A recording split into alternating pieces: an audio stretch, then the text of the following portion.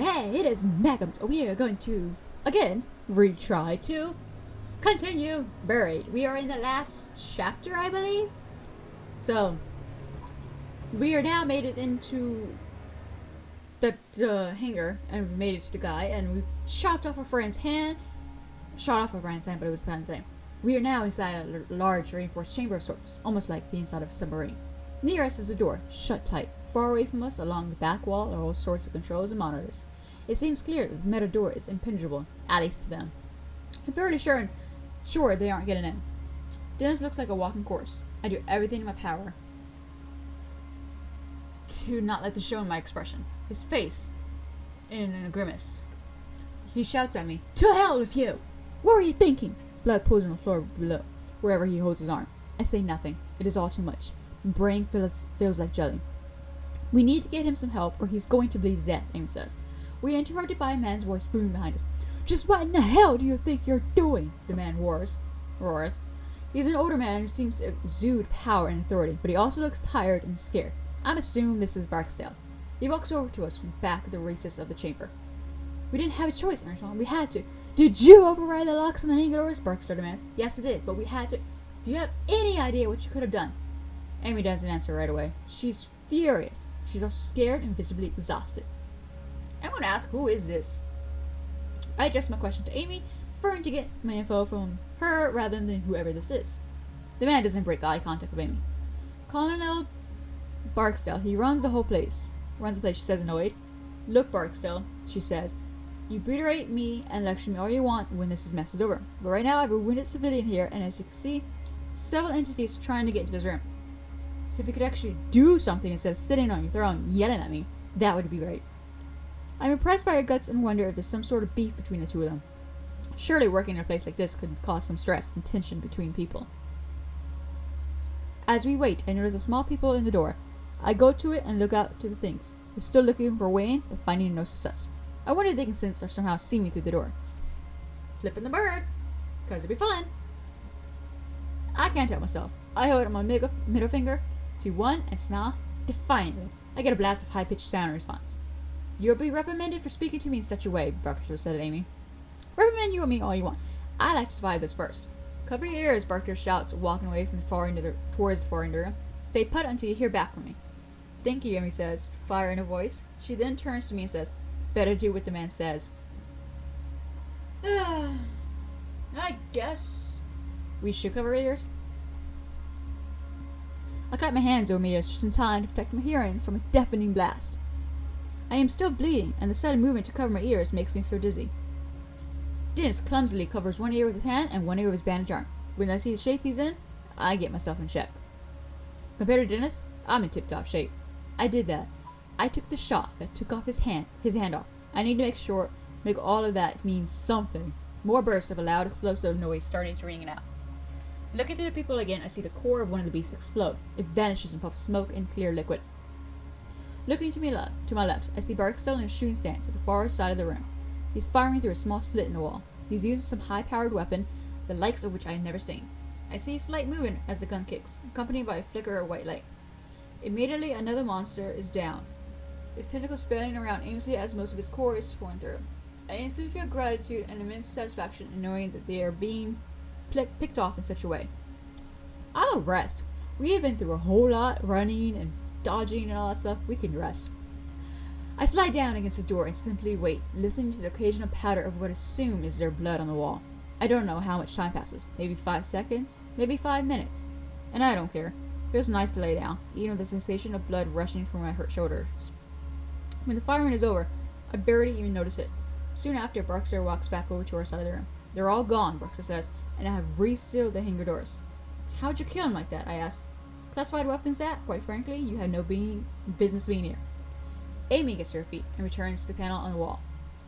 "Thanks." "How badly are the civilians hurt?" Barksdale asks. "One is in very bad shape," Amy says. "He lost a hand and a lot of blood. The other is not too bad. I see a laceration on his back, and that's about it. Okay, I'll have Strickland get a med kit." "Strickland survived?" Amy asks, sounding cheerful. "Yes, and until you and your friends showed up, I thought we were the only ones. Hang tight, she's on her way." With that said, he retreats away to the back of the room, as if he can't stand to be around us. Amy approaches me and looks me over. You're in good hands. Strickland would be able to fix you up. Is she a doctor or something? Sort of. She's also a psychiatrist, but oddly enough, she spent time as a trauma nurse in the army. Is Strickland a friend of yours, I ask? Amy chuckles. Yeah, we've known each other for a while. The only woman in a sea of overachieving men. You must be glad she survived. I am. We usually have lunch together, she says, and she's helped me out of a few tight spots in my career. Within a few seconds, the door behind us opens, and a woman appears from back further in the chamber. She enters the room with what looks like a small suitcase.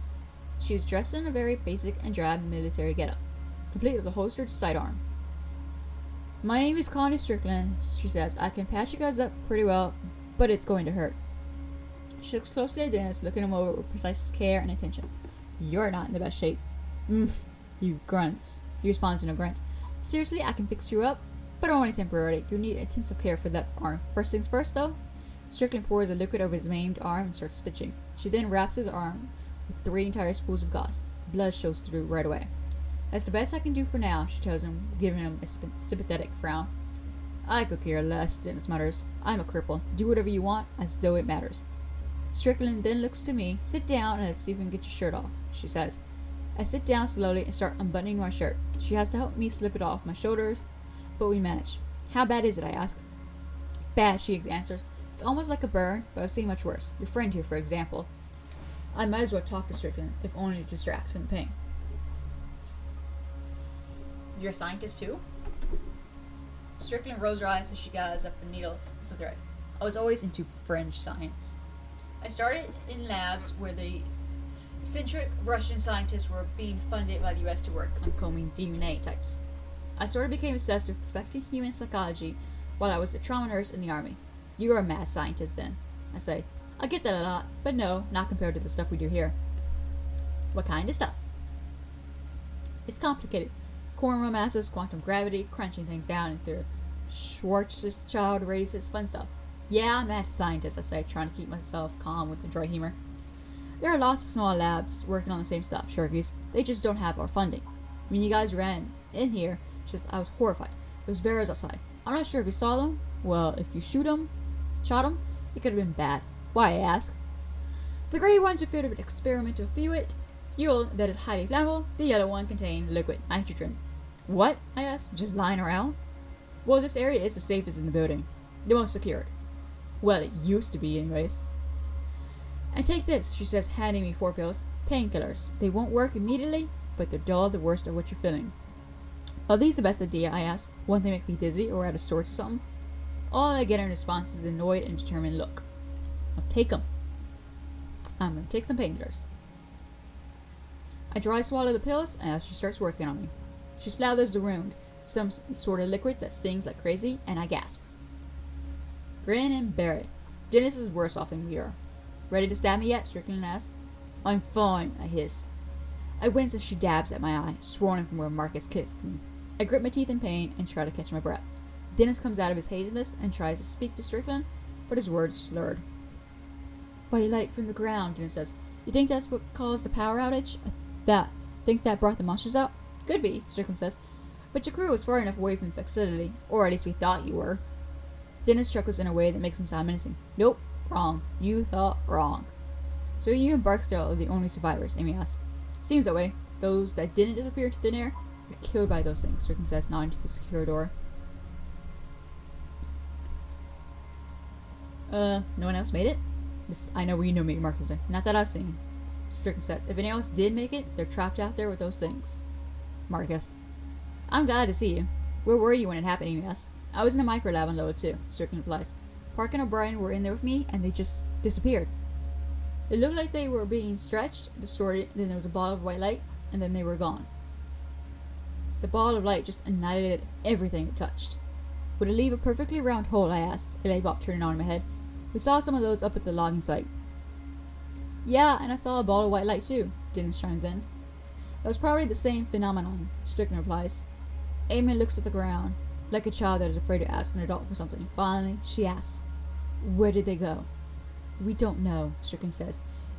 It could be an infinite number of different dimensions, or even some dimensions that merge and mix together.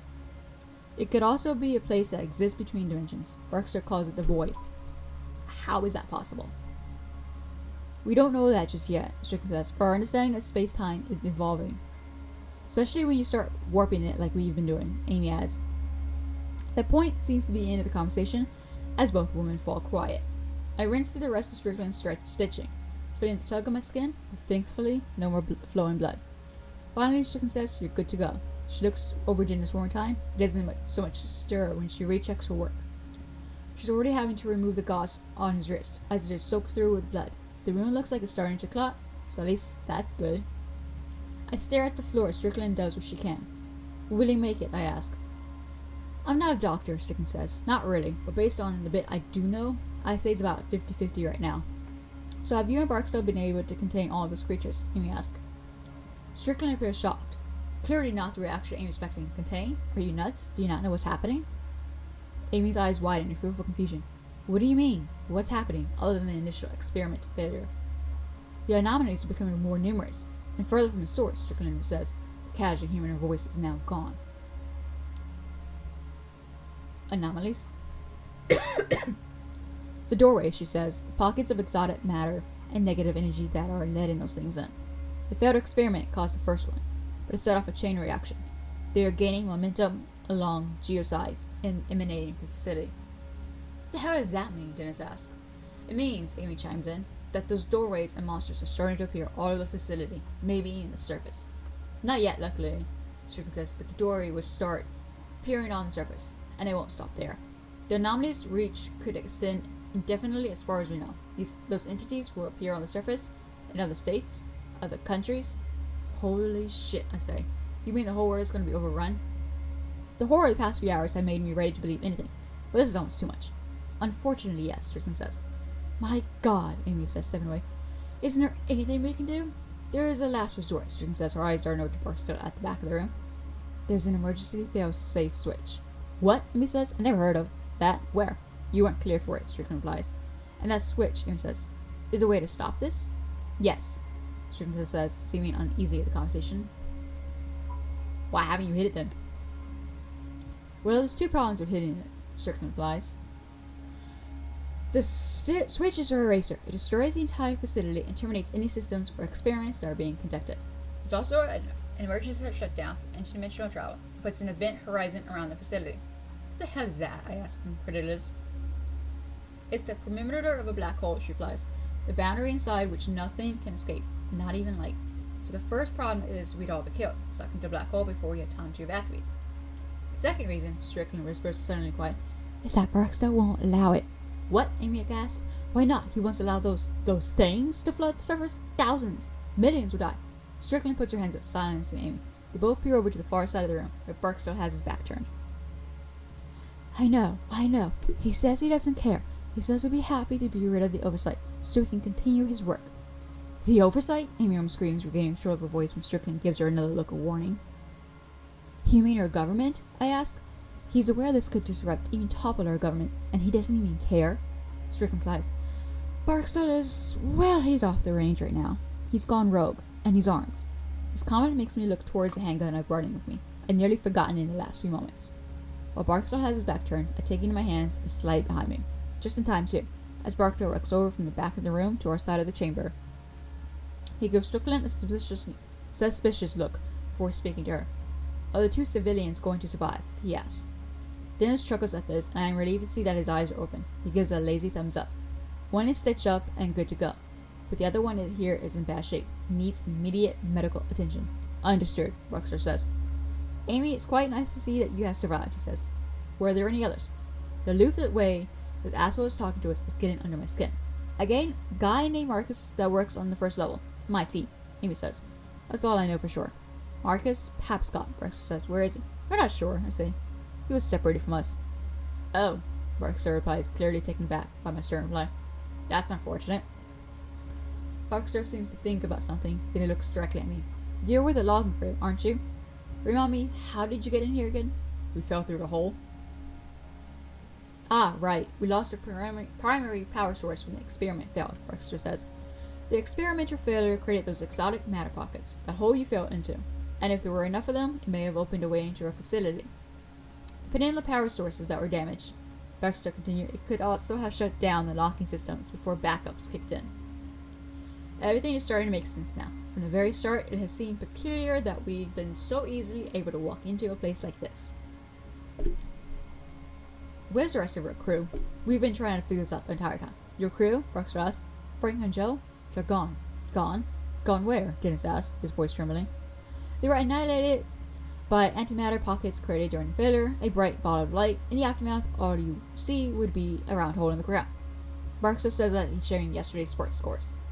I let my face crumble into my hands. I had suspected this all this time, and then behind me, Dennis says at the beginning of us all. Damn it! Damn it! He mutters over and over again. So what now? I could ask that, but I don't want to. Now it's time to continue our work, Barstow says calmly, turning away to the instruments on the near wall. We're gonna keep quiet for now. I don't think it's best to zone this guy.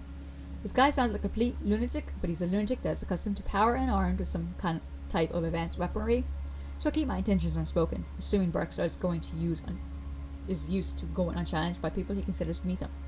He certainly seems like the type. I want to continue my work, Barstow muses. Other researchers will eventually discover what we have, sure. But I want it to be me. This is my laboratory. These are my experiments. The work I led here would earn me my place in history. And quite frankly, I don't need it explained to you. I need a drink.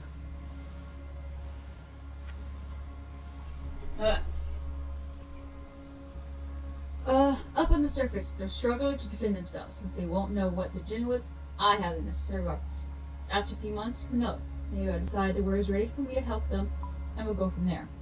He turns his back to us as he says this, walking to the far side of the chamber, like with some kind of distraction. Amy takes the opportunity to whisper to us.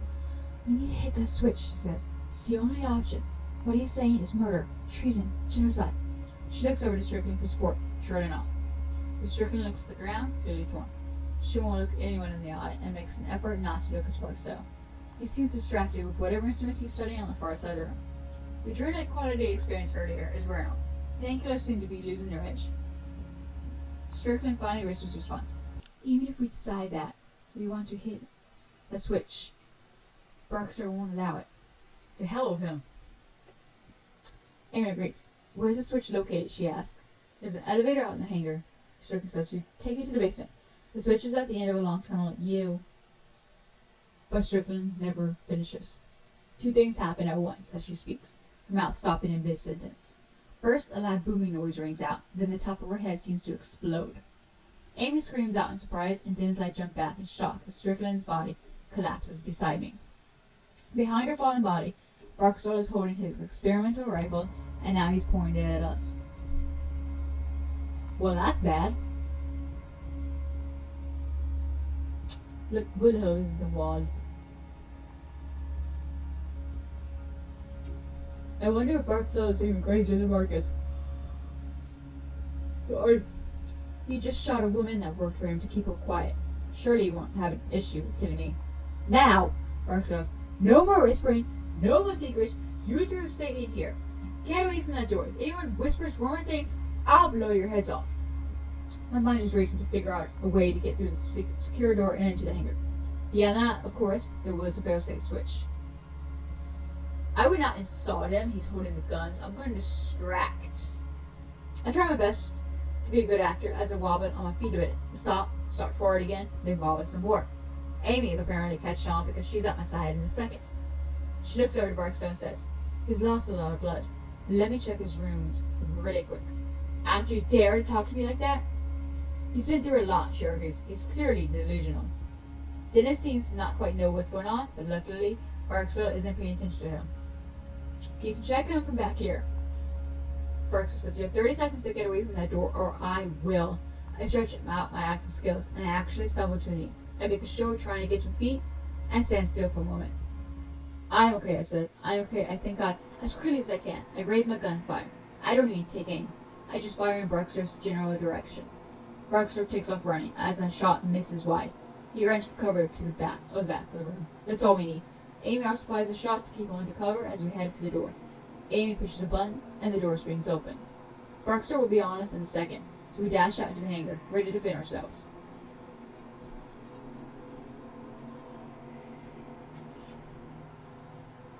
There's blood on that. Oh no, yeah, we shot the hand off. That's right. All three of us run as fast as we can through the rows of barrels. Right away, there Barksdale's gunfire separates us. I hear a shot hit nearby as I dive down and realize that neither Dennis nor Amy is with me. I hear Amy cry out from somewhere else in the barrel. Elsewhere in the barrels. Peering around the barrel closest to me, I can see Dennis. He's crawling slowly on the floor, 2 rows away from me. Seeing him move so slowly, I can't imagine how he's finding the strength to do even that. Stop all this nonsense, Barksdale yells at us. I've got a good mind to shoot the fuel and kill all of you. Stand there and realize that not getting away from these barrels may be our death sentence. Let's just tell them. Before I can do anything, a shot comes from the isolation chamber. It's immediately followed by a pinging sound and a massive wall of heat. Dang. I feel the heat before I feel the force of the explosion. It occurs several rows ahead of me, and I can still feel the physical push of it. I hear Dennis scream, and then the clanging of metal. As another barrel explodes, and then another. I realize I could run back and help, or try to get myself clear. I might not have enough time to do either for the next round of eruptions. What should I do? Well, let's go back and help Dennis and Amy. Because, they've been with us the entire time. My instinct to help overcomes my instinct to survive. If I don't help them now, the exploding barrels will leave Dennis and Amy as good as dead. I turn and start heading their way, but I'm not quick enough. Another barrel blows up between us and it throws me back across the angled floor. My face and arms scream with the unmanageable pain of deep burns as I am lifted from the ground and tossed forward by the explosion.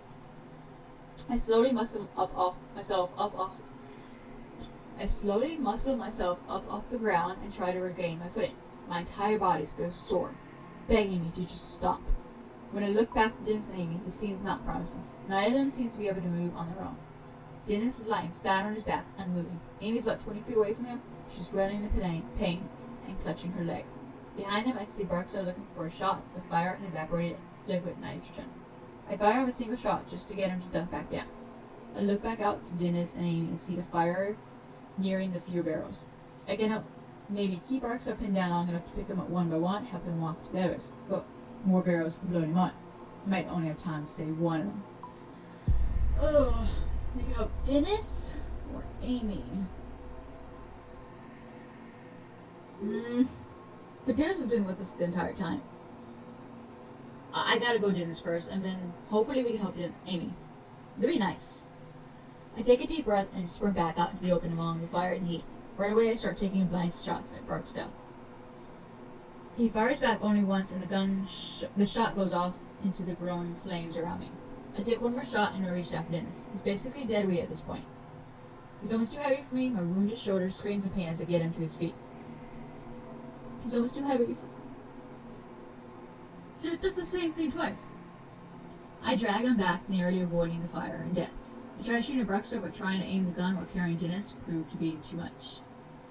Barksdale gets a single shot off as we round the corner to where the elevator waits. I set Dennis down and he's still unresponsive. Drenched in sweat, I reel around and head back up to get Amy. I only make it a single step before I see her. I open my mouth to call out to her, but an explosion right beside me, her cuts me off. She's shoved hard to the left from the force of the explosion. I run to help, but Barksdale is firing again at me. I give Amy one last regretful look and then rush back to the elevator and Dennis. My nerves are drenched in fear and adrenaline. When I reach out to press the call button on the elevator, it feels like I'm watching someone else do it. There's no way to do that. As Dennis and I step inside, the motors on the elevator squeal like dying dogs. It's an old service elevator, made of wood and metal, like something from a coal mine. As the elevator slides down, the light from the flames give way to complete blackness. Now it's just me and Dennis, once again.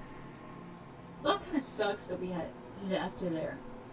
And I wish it was where you could have saved her. You know? I lose track of how long the elevator descends. It's hard to tell due to the lack of lighting, but it must go another 500 feet underground. The elevator comes to a stop with a shuddering clang, and it wastes no time exiting. The tunnel stretches out, with sparse white bulbs lighting the way. Most of the wall is made of raw earth and rock, but there are boards and concrete slathered in areas used to reinforce the tunnel. I see a warning sign posted on the wall. I want to read it first, but there's not much time. What's the warning? I want to read it. Warning: unauthorized personnel only beyond this point. Trespassers will be prosecuted to the full extent of the law. Absolutely no exceptions. Well, glad we got that out of the way, now that everyone is dead. Suddenly I feel the effects of the painkillers again. My head feels like a balloon and my balance is off kilter.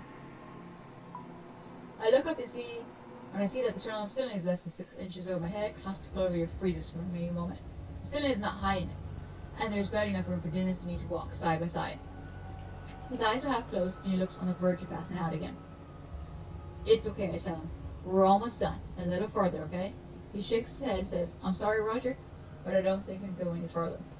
I lower him to the floor as easily as I can and let him rest. I'll be back, I tell him, hoping it's true. The switch should be down here somewhere. I give Dennis one last look and then start down the tunnel and into the tunnel ahead of me. I look up and I see that the tunnel ceiling is less than 6 inches over my head. Claustrophobia freezes me for a moment. Still, it's much better than facing the monsters above me. We bark up. I wonder then, walking through the darkness, where they came from. Is the portal still open? I keep walking into the darkness. Within 5 minutes, the glow of the red light from the elevator is diminished. It's almost completely dark. I hold the gun in one hand and reach out to touch the wall with my other. Feeling the gun in my palm anchors me to sanity. I am not in some boundless abyss, but still in the real world. For a little while, longer at least, I recognize I am marching to my end. As much as I wish I weren't, it's not surprising. From the moment I saw what those creatures could do to time and space, at least a part of me knew that death was inevitable. Before I had time to wonder what would happen, I see a light ahead. It's nothing more than a speck of blue light, but in the darkness of the tunnel, it's like a lighthouse on a stormy sea. I slog forward, my eyes straining to focus on the little light ahead. From somewhere ahead, I start to hear something that sounds like water. It is trickling lightly like a leaky faucet. And behind that, there's something that sounds like wind, a light breeze through an open field, and a voice. Anywhere else, the sounds would have been pleasant, but here in the blackness of the tunnel, they're menacing. I'm staying quiet. I am not, because it's not really much there. I don't make a sound. Instead, trying to make sense of what's going on around me. I cock my head, trying to concentrate. You realize that I can see the tunnel walls now. This is odd, as I wasn't able to see them a few seconds ago. This is different from the blue light at the end of the tunnel. It's then that I see the slight shimmering in the air. It looks like a foggy mirror steamed over after a shower. And it's moving, dancing in the air like some abstract firefly. It's not menacing like the creatures, so that the threat is null. It's peaceful, serene. I watch as the shimmer branches out and becomes 2, then 3, then 4. They snake out in different directions, tracing the tunnel walls. Are these shimmers the doors to another dimension that Strickland was talking about? Suddenly, I'm surrounded by light above and below me and realize there's no avoiding it. The question is, how am I going through this? Oh, feet. So that way I can land on my feet. I'm not going to go right first. And as I step forward to where the tunnel wall should be. When I do, the shimmering lights branch out even more, before connecting in one perfect circular form. They're hypnotizing, so much that I don't realize that the tunnel walls are vanishing. I feel something like wind and a brief electrical pulse pass through me as the lights take me. Then there's a very gentle pushing sensation, and somehow I know that I'm being expelled. I pass through something. Maybe the lights, maybe the tunnel walls. I don't know. But the shimmering lights fade a bit, still dancing in the air, but no longer large and branching out. As my eyes adjust, I see right away that I'm no longer standing in the dark tunnel far beneath the hangar. I have no idea where I am. I'm just somewhere else. And I'm terrified. Yeah. I need more water.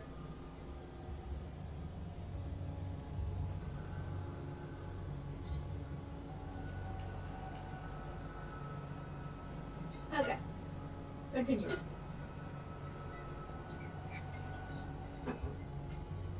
Oh, menacing sound. Look at that. Nice sky. The ground I land on looks like hot coals. There are dips and many cliffs breaking the landscape ahead of me. There's a wash of orange and blue overhead, and a sky that makes no sense. It is both beautiful and terrifying at once. The scattering of stars hang overhead, and they all seem to be breathing, pulsing with gentle energy, as if alive. I can't tell if there are clouds in the sky because everything about it, from the colors to the terminal horizon line, seems to be amorphous. Everything is knitted together, living. I stare at it a moment longer, and I can swear I feel the sky breathing. From far off to my right, I see what looks like a plum of fire, small yet bright, no source of fuel. It looks as if the ground itself is creating the flame. Several more of these flames dot the landscape further out. The air is thick and muggy. It arises something horrible. I don't know if what I'm breathing here resembles air at all. In a place like this, one of the impossible beauty, but also very stark horror, my mind doesn't know what to do. The wave of nausea comes over me. I think I might be sick. I'm not sure if it would be better to fight it or give in. The white light that brought me here is nowhere to be found. Is anyone else in here? Is there a way to escape? Look around. Because if I yell out, those things might be here. I continue to look at this nightmarish landscape and see a few other unexplained oddities. There are blurry flames in the distance, not like a volcano or explosions, just some kind of slow heat crawling upwards that defies reality. This analogy seems even more fitting when I see the thin vein-like roots of the fire twisting into the ground and then darting back out in all directions. I get the sick feeling again in my gut and realize my mind just needs something to focus on. The Zen that I hear a voice is faint, distant. I turn and hear it coming out of one of the massive crevices along the ground. Inside of that crack, about 10 feet down, a very pale man lies on a ledge. He is human, but looks close to death. He's in the center of a large pool of blood, and his left leg has been twisted and torn in an unnatural way. As I walk to the ledge, he looks up and sees me. "Help me, please," the man says. His eyes are wide, although everything about him speaks of his weakness. He is close to death or insanity or both. "Who are you?" He probably doesn't know his faces. "I'm Dr. Kahana." He strains to get out. "I work in the facility. Please, help." I want to know more, but it seems cruel to steal what looks like his last breath just to answer my questions. I'd love to respond, but I don't know where the hell I am or how to get back home. "The light," he says. "It's a door. It might take you back to the facility." We're ready to go. "They come and go. They'll be back. Now, please, help me." I desperately want to help, but there's no way I can reach him. His ledge is too far away, above the pools of fire. I don't think I can get to you, I say. "No, that's not what I mean," he replies. His eyes are on the handgun, and I almost forgot, thanks to holding. I realize what he wants, and I shake my head. "I can't," I say. "I can't do that." "Please," he pleads. "Those things, they have others. They'll come here with me. I got dropped along the way. They'll be back. They will be back, and they will kill me. That," he says again, indicating the gun, "will be quicker, less painful." I can't repeat. "Please, look at my damn leg. I'm dead anyways." I am about to refuse him again when I hear an all-too static sound out from another crevice behind him. And another one that shrill noises, and then watches one of the monsters materializes up out of the neighboring crevice. Two more come out after it, then a third, then 5, then 10. Soon I lose count as just what was just a few turns into a flood. Instead, I understand the man's reasoning. A bullet would be a mercy. I check the gun and see that I have only one round left. Then we see his voice, "Please." I'm gonna go mercy. Those things are just gonna tear apart every back. I look back to the man and wince. I know it's the right thing to do, but my finger resists. With a roar of disgust, I level the gun towards his head. I turn my eyes away, then pull the trigger. Your aim is true. The man crumples lifelessly to the ground. And that's when I see the shivers wavering to my right, in the direction I originally came from. I look back to the monsters to see now that they have noticed me. Some of them begin floating up the walls of the crevice. There are less than 10 feet separating us. The shimmers of white light are within arm's reach. Its movements reminding me of a fish in an aquarium.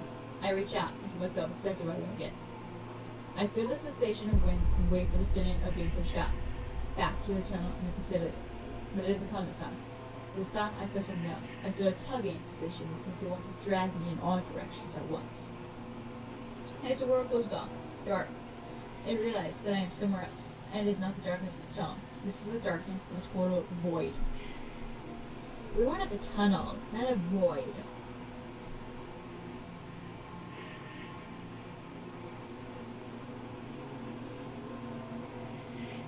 There is darkness around me, everywhere. Nothingness. I feel nothing under my feet. Nothing to my sides. I can't touch or sense anything at all. I don't even know which way is up or down. It's as though I'm all that exists. And as I remain there, I just hear silence. And I need to stand on my heartbeat. The blackness is so deep that I feel I can't distinguish between my thoughts and what is real. I hear screaming, but I can't tell if it's someone else or my mind screaming to fill this void. Let's try to move. I try to kick and move my arms. It's not working. It's not clear in what Wait, it's not working. Are my limbs not moving? Or have they gone numb? It's impossible to tell. My body has become an absent of all sensation. I assume this is the place that circling referred to. The place between dimensions. This darkness could consume me if it wanted to. I try to will myself out of it. To have those shimmering lights spit me out. But it isn't happening. At this point, my mind starts to hallucinate. Or at least I think it does. Are they visions? Or my mind playing tricks on me? I can't tell. All I can do is watch. I see the log in sight, and Tony's legs still pinned under the dozer. I feel a pang of regret that I had left him in such a state. I see myself talking to Dennis. He looks distraught as I tell him that Tony is gone. The scene rearranges itself, and I'm standing between Dennis and Marcus's gun. It changes again, and the shape of Marcus lies on the ground, still hell-bent on revenge even after I let him live. In my mind, I'm sobbing as I shoot off Dennis' hand, trying to convince myself it was the only way to save him, but he'll never forgive me. I try to let out a scream as Dennis and I watch Amy get blown apart by the barrel's explosion, but there's still no sound. And just when I feel like I can't take any more of this, I see the man in a strange world, begging for death. I watch as he takes his life just before this beast reached him. Yet all those things are flooding my mind and it feels like my brain is vomiting. Yet, in the midst of it all, I see what's really important, the switch. In my mind's eye, I see that glowing light in the tunnel, the one far ahead, small and distant. Focus on it. Relax probably won't help. Focus on it. I focus my mind on the tunnel, and the image of that flickering light. With the mental effort so strong that it is nearly a physical motion, I make myself envision that little light in the tunnel, as if it were right in front of me. With that, I feel the wind again. The light breeze that seems to come from everywhere. And then with relief, that I can only imagine feels like death, I move forward.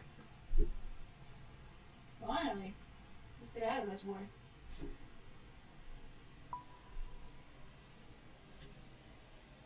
Back in the tunnel! Haha.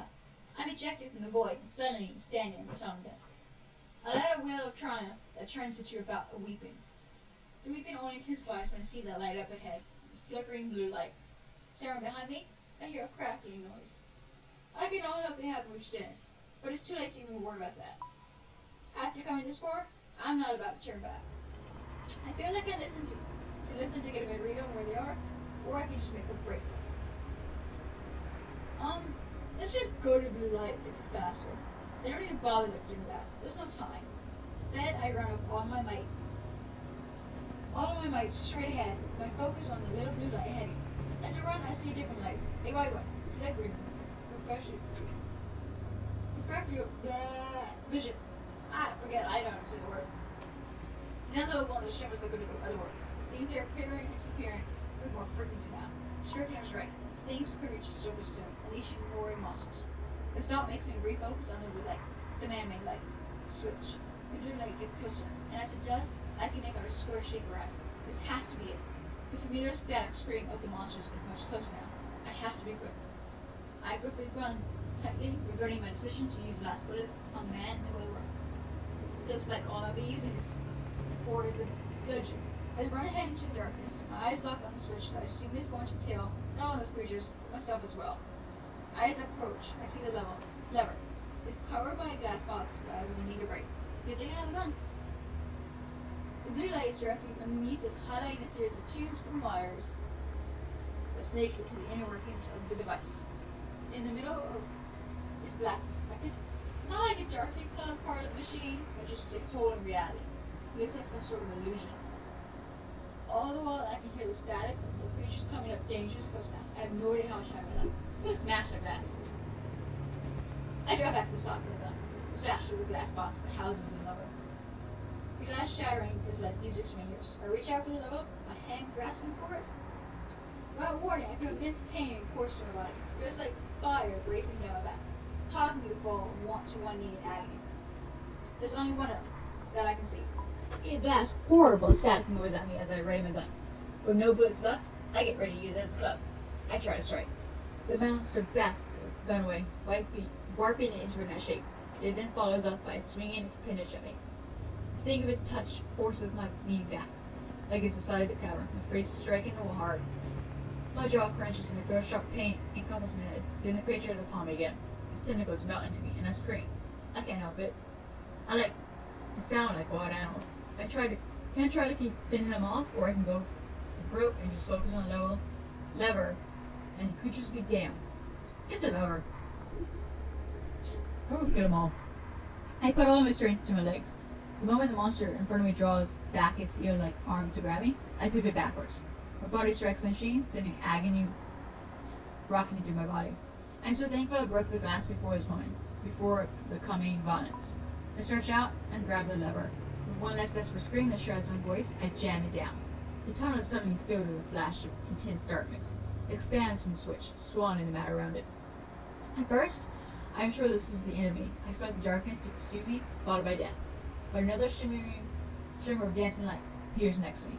There are more of those streams of light rips in space like the ones that predecessed me to the other ungodly roar and the void. With nothing else to do but die, I try to escape into the shimmer. When that stream of light envelops me and the expanding darkness and the switch is gone, and I feel a huge push. Well, that's one way to get away from the black hole.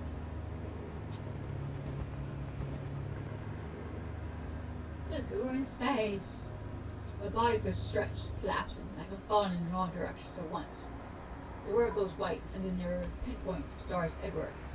One of the breezes directly by my right, I see something that looks like a spiral galaxy distorted in the folds. To the right, I can see an endless stretch of stars and gas clouds forming in some galactic architecture. Beyond the immeasurable beauty, I notice something. I'm seeing the same star patterns over and over, repeating like reflections in an endless mirror. Are these different versions of the same galaxies, the same realities?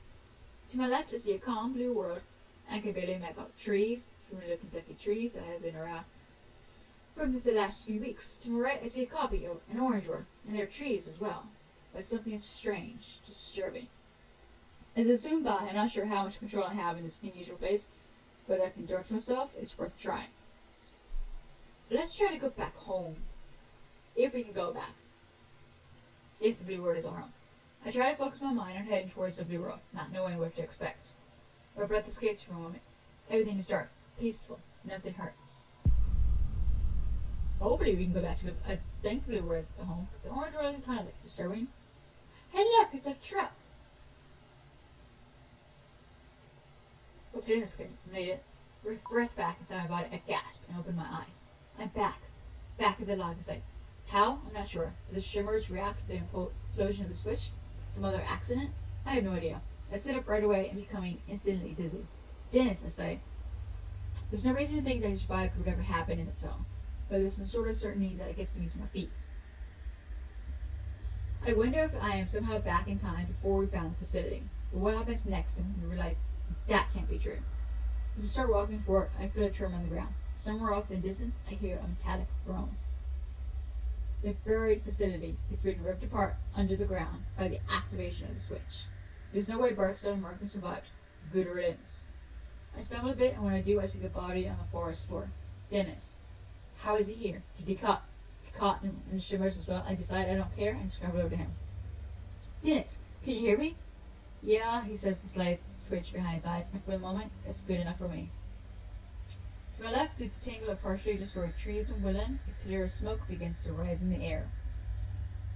We've made it out of the facility alive, and that, I suppose, is the most important thing. It's then that I look up and notice the sky. What about the sky? We're home. We made it out. We're nowhere in the facility where it's dying. It looks nice. It's nice blue. The sky is beautiful and familiar, unobstructed by the trees that have been standing several minutes ago. I take my trusty hard hat off my head and exhale, letting my body relax. It's finally over. I'm not sure how long it will take me to get back to some semblance of a life. But I know one thing for sure. A day above the ground is going to be a good day. The end.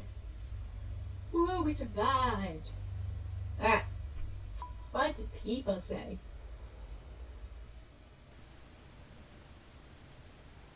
Tough it out. You and 36% of players decide to take the painkillers. Not very many. Who survives? You and 33% of players choose to save Dennis instead of Amy. It's not a lot. You and 30% of players mercifully killed the man who asked for death. You and 83% of players headed towards the blue road and went home. Wow. That's a lot of us. Because almost everyone chose that world. But yeah, that was a good story. And I did get a different ending than what the other YouTuber I saw play this a while ago. Well, probably a long while ago. Did. But it was interesting. Because the orange world, you kind of just die. I think you just die along with it. Because that's like the copy. But this one is interesting. That we actually managed to get home. And save Dennis. Apparently not many people chose him to save. They chose Amy. I guess she had an injured leg. Would have been nice to save both of them though. My allergies are acting up. My throat's hurting more right now. And the fact that I haven't really talked this much today at all. I'm usually very quiet. But anyway, leave a thumbs up if you like this. Let me know what other game you want to see me play. Because this is the end of this Let's Play of Buried. But yeah. So this was a good interactive story to do. But yeah, anyways, leave a thumbs up if you like this video. I hope you have a great day, and I'll see you in the next video. Peace!